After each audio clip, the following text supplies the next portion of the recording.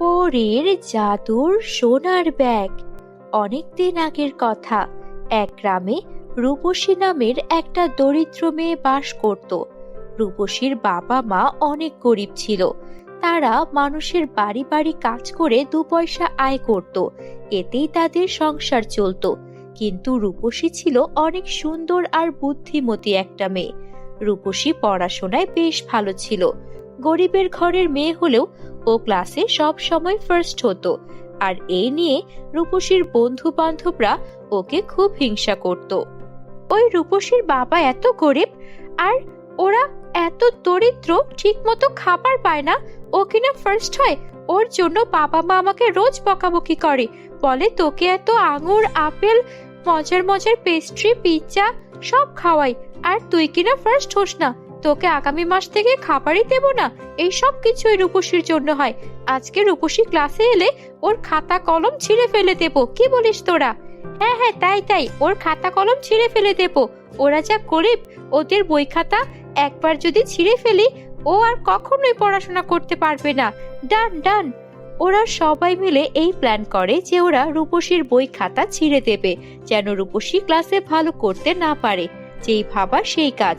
রূপসী ক্লাসে আসা মাত্রই ওরা রূপসীর ব্যাগটা ছিনিয়ে নিল। এই, তোমরা কি করছো? আমার ব্যাগ নিচ্ছ কেন? তাও বলছি। ইস, খুব শক্ত তাই না? ক্লাসে ফার্স্ট গার্ল হবি, পরীক্ষায় ভালো করবি। তার হচ্ছে না, আজকে তোর বই খাতা ব্যাগ সব ছিঁড়ে ফেলবো।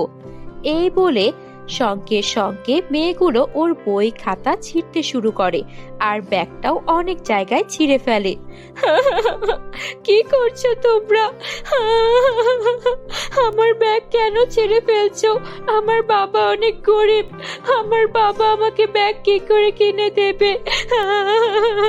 আমার বই খাতা ছেড়ো না, দয়া করো। কিন্তু ওরা কোনো কথাই শোনে না। ওরা রূপসীর বই খাতা ব্যাগ সব ছিঁড়ে ফেলে। বন্ধুরা, তোমরা যারা যারা গল্পটি দেখছো তোমাদের নাম কমেন্টে লিখে জানাও। আমরা নেক্সট গল্প তোমাদের নাম দিয়ে বানাবো। আর হ্যাঁ, এরপর জাদুর কোন গল্পটি দেখতে চাও তা জানাতে ভুলো না যেন। রূপসী এত কান্নাকাটি করছিল, তখন এটা দেখে ওরা আরো জোরে জোরে হাসছিল। তখনই ক্লাসের টিচার চলে আসে আর এই অবস্থা দেখে বলে, মেয়েরা, তোমরা এসব কি করেছো? রূপসীর বই খাতা কে ছিঁড়েছে? কেউ তখন রাজি হয় না স্বীকার করতে। রূপসীকে টিচার বলে, তোমার জন্যই হয়েছে। তোমার বই খাতা ওরা ছেড়ে কেন? এখানে তো সবার বই খাতা আছে, ব্যাগ আছে, কারোটাই তো কেউ ছিঁড়লো না। নিশ্চয়ই তুমি ঝগড়া করেছো। যাও, এখন নতুন বই খাতা নিয়ে আসবে। এখন ক্লাস থেকে বেরিয়ে যাও। এই বলে রূপসীকে ক্লাস টিচার ক্লাস থেকে বের করে দেয়। রূপসী বাইরে কাঁদতে কাঁদতে এসে বলতে বলতে যেতে থাকে, আমি আমার বাবা মাকে কি করে বলবো যে আমার বই খাতা আমার ক্লাসমেটরা ছিঁড়ে দিয়েছে? এই ব্যাগটা বাবা কত কষ্ট করে কিনে দিয়েছিল, ব্যাগটা ওরা ছিঁড়ে দিয়েছে। আমার মতো গরিবদের জীবনে এত দুঃখই হয়ে থাকে যে আমরা পড়াশোনা করতে পারি না। হে উপরওয়ালা, আমাকে সাহায্য করো, আমি যে অনেক পড়াশোনা করতে চাই। রূপসী এভাবে কান্না করছিল। কান্না করতে করতে ও যখন বাড়ির দিকে যাচ্ছিল তখনই ওর চোখে পড়ে একটা ছোট্ট বিড়ালের ছানা গাছের নিচে অসহায়ের মতো পড়ে আছে। তার পুরো শরীরে আঘাতের চিহ্ন। আহারে, এই বিড়ালটাকে এভাবে মেরেছে কে? কি কষ্ট হচ্ছে বিড়ালটার। আমি বরং বিড়ালটার গায়ে দূর্বা ঘাস লাগিয়ে দেই। তারপর রূপসী জঙ্গল থেকে দূর্বা ঘাস কুড়িয়ে আনে আর তারপর সেই দূর্বা ঘাস পিষে বিড়ালটার গায়ে লাগিয়ে দেয়। বিড়ালটার ক্ষতস্থান থেকে রক্ত পড়া বন্ধ হয়ে যায়। বিড়াল ছানা, তোমার তো খিদে পেয়েছে, চলো তোমাকে আমার বাড়িতে নিয়ে যাই। বাড়িতে আমার একটু দুধ আছে, ওই দুধটুকু তোমাকে খেতে দেব। রূপসী বিড়ালটাকে ওর বাড়িতে নিয়ে যায় আর ওর মায়ের কাছ থেকে একটু দুধ নিয়ে সেটা বিড়াল ছানাকে খাইয়ে দেয়। বিড়ালটার যত্ন নিতে থাকে। সারাদিন বিড়ালটাকে খুব আদর করে। সন্ধ্যার মধ্যে বিড়ালটা একদম সুস্থ হয়ে যায়।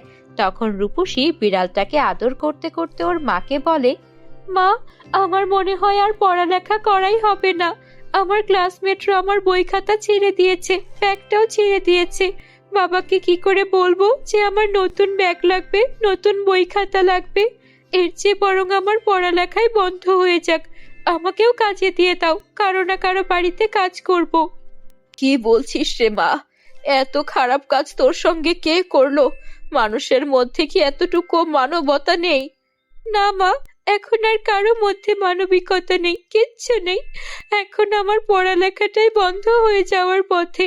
টিচার তো কারো বিচার করলো না, কারণ ওরা সবাই এক, ওরা কেউ চায় না আমি ভালো করে রেজাল্ট করি, পড়াশোনা করি। তখনই সেই বিড়ালটা খুব সুন্দর একটা ছোট্ট বাচ্চা পরীতে রূপান্তরিত হয়ে গেল। আর সেই পরী বাচ্চাটা বলল, তোমাকে অনেক ধন্যবাদ, আমি বিড়াল রাজ্যের রাজকুমারী পরী। তুমি আমাকে বাঁচিয়েছো। আমাকে একটা ভাল্লুক আক্রমণ করেছিল, কোনো রকমে প্রাণ বাঁচিয়ে গাছের নিচে এসে আশ্রয় নেই। তুমি যদি আমাকে সাহায্য না করতে, রক্ত বের হতে হতে আমি মারাই যেতাম। তুমি যেহেতু আমাকে সাহায্য করেছো, আমিও তোমাকে কিছু দিতে চাই। তোমার ব্যাগটা ছিঁড়ে গেছে তো, তোমার ব্যাগটাকে আমি এখন নতুন করে দেব। তারপর বাচ্চা পরীটা সেখানে গিয়ে রূপসীর ব্যাগটার উপর 3 বার হাত বোলালো। সঙ্গে সঙ্গে রূপসীর ব্যাগটা একটা সোনার ব্যাগে পরিণত হয়ে গেল। দেখলে তো, তোমার ব্যাগটাকে আমি কিভাবে সোনার ব্যাগে পরিণত করে দিলাম। এইবার এই ব্যাগটা বিক্রি করে তুমি অনেক টাকা পাবে, যেই টাকা দিয়ে তুমি বই কিনতে পারবে। আর তোমাদের ওই স্কুলটা একটুও ভালো না, যেখানে কিনা টিচাররা ছাত্রদের সঙ্গে সঠিক ব্যবহার করে না। তুমি একটা অন্য ভালো স্কুলে ভর্তি হবে। কি রূপসী, পারবে তো? রূপসী চোখের সামনে বিড়াল রাজকুমারী পরীকে দেখে অবাক হয়ে গিয়েছিল, কিন্তু তারপরও নিজেকে সামলে নিয়ে রূপসী বলল, বিড়াল ছানা, তোমাকে তো আমি অনেক ভালোবেসেছি। তুমি এখন বিড়াল ছানা থেকে পরী হয়ে গেছো আর আমার সাহায্য করছো, তার জন্য তোমাকে অনেক অনেক ধন্যবাদ। তুমি আমার কাছেই থাকতে পারো। তুমি কি এখন চলে যাবে? হ্যাঁ রূপসী, আমাকে আমার বাবা মায়ের কাছে ফিরে যেতে হবে। তবে আমি মাঝে মাঝে তোমার সঙ্গে আর তোমার পরিবারের সঙ্গে দেখা করতে আসব। এই ব্যাগটা বিক্রি করে যে টাকা পাবে, তা দিয়ে তোমার বাবাকে একটা ব্যবসা শুরু করতে বলবে। আশা করি তোমাদের জীবন পাল্টে যাবে। এই বলে বিড়াল পরী রাজকন্যা সেখান থেকে হাওয়া হয়ে গেল। আর তারপর রূপসীরা ওই ব্যাগটা বিক্রি করে রূপসীর বাবা একটা ব্যবসা শুরু করলো। আর নিজের শ্রম আর মেধাকে কাজে লাগিয়ে অল্প দিনেই অনেক ধনী হয়ে গেল। রূপসীও ওই স্কুল বাদ দিয়ে একটা ভালো স্কুলে ভর্তি হলো, যেখানে সবাই রূপসীর সঙ্গে অনেক ভালো আচরণ করত, আর টিচাররাও সবার সঙ্গে সমান ব্যবহার করত। এইভাবেই রূপসী ওই বিড়াল ছানার দেওয়া জাদুর সোনার ব্যাগের কারণে ওর পরিবার নিয়ে সুখে শান্তিতে বসবাস করতে শুরু করে। বন্ধুরা, আমাদের চ্যানেলে নতুন হলে আমাদের চ্যানেলটিকে সাবস্ক্রাইব করতে ভুলো না যেন। Bye bye.